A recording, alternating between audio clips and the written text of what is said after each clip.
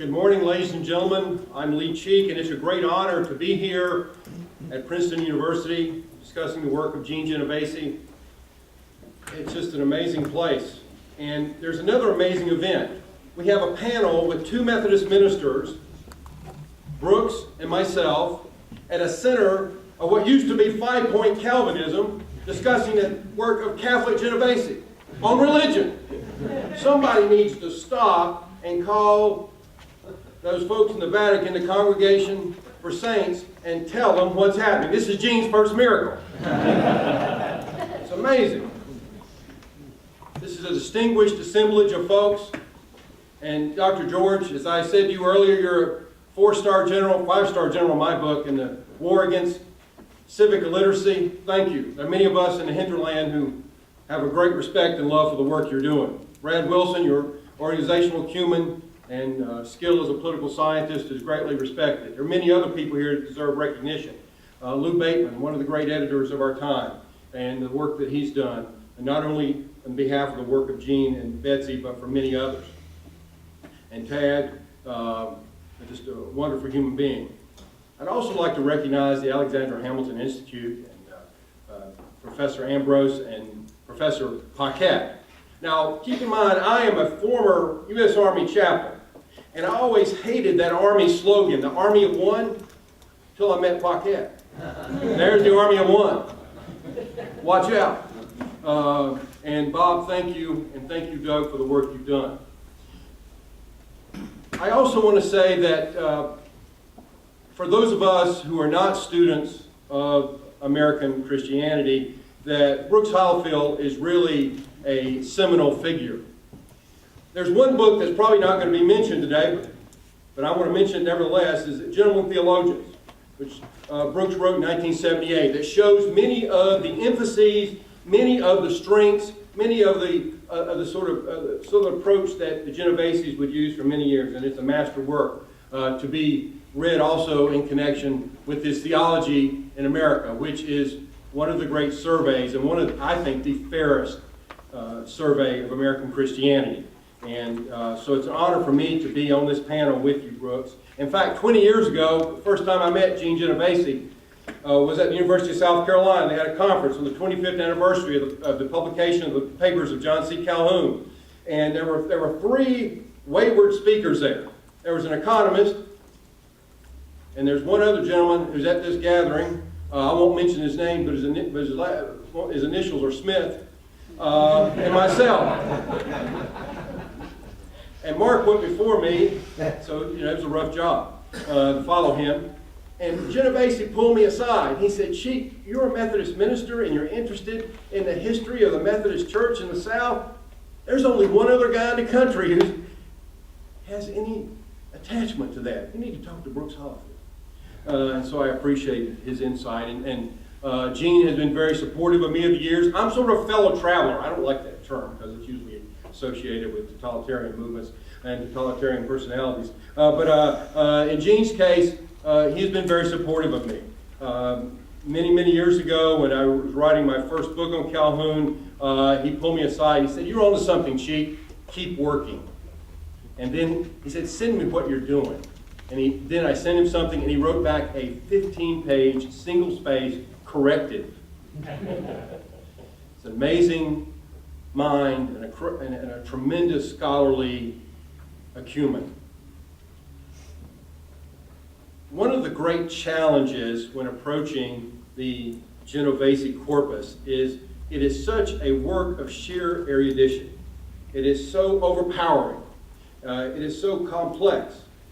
But at the same time, for those of us in the field of American Christianity, political thought, the history of the South, it is inescapable and exciting. The mastery of primary materials is unbelievable. I mean, and I say that as an old rat in the Christianity barn. I mean, the people that the Genoveses uncovered and shed new light on is one of the great accomplishments of our time.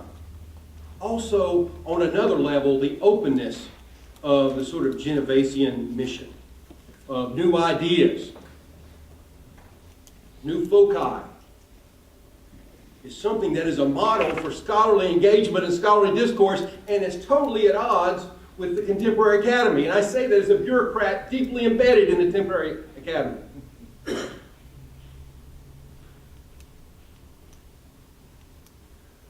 Professor Hollifield has offered us, in line with his very esteemed body of work, a very thoughtful assessment of the Genoveses and of the history of religion in the South. There are really two angles. One is historical, for which I have no questions, Brooks. The other is more epistemological, and I will offer some epistemological observations. And in doing so, I want to try to follow, inadequately, and will probably fail, but the approach that Genovese has taught me from afar, to try to understand the author as he or she understands themselves. And I think that's one of the great celebrations and one of the great achievements of his work. Professor Hollifield has given us, in his paper, essentially a tour de force of the Genovesian project. And I would like to resurvey that and perhaps ask some gentle questions as I go along about this, and then secondarily deal and ask some questions about the larger project and the larger mode of analysis that Brooks is engaged in. Professor Hollifield begins with Professor Genovese's earlier works, while suggesting that you cannot study the South, you cannot study Southern political thought, and ignore Eugene Genovese. I think that's a primary claim that has to be taken seriously. And then he tells us that there are basically two things he was going to proceed to observe. One, the nature of religion, and then what he calls the dialectical character of the whole Genovesian project. There is a tremendous amount of wisdom in this paper that can very easily get neglected. For example, early on in the paper, Professor Hollifield tells us that Genovese is not purely looking at Southern politics, slavery, all the aspects he's analyzing from an economic perspective. You know, some people tend to associate that with Eugene Genovese, that economics is really not the major focus, which I think is a great warning bell, if you will, for readers of the text. Genovese is no comic. Economics is not the basis of life. There's an ultimate purpose, and an ultimate purpose of scholarly inquiry. And then Professor Hollifield brings us to the political economy of slavery, published in 1965, where he describes in this tour de force that Genovese discusses religion as implicit. I think Professor Hollifield is correct, but one of the things that interests me when you study the Genovese's writings is that there are many other factors that have to be included. Now, as somebody who is not a Marxist, not particularly attracted to Marxism, I have the stuff you're not supposed to read.